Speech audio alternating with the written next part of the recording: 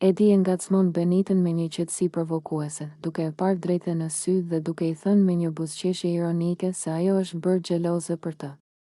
Ai e vëren se Benita ndryshon ton sa herë ai afrohet me Dolçen dhe këtë gjë e përdor për ta thumbuar edhe më shumë.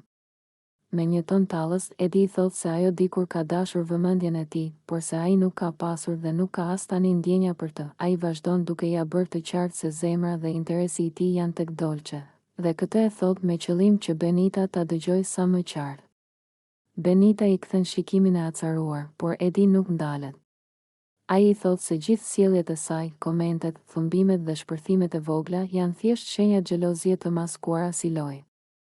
Madje shton se edhe banorët e tjerë e kanë kuptuar këtë dhe se ajo s'po i fshet dot emocionet. Pastaj Edi e ngacmon akoma më shumë duke i thënë se ajo e ka të vështirë të pranojë që ai ka zgjedhur Dolçen dhe jo atë, dhe se mënyra si reagon vetëm e tradhton.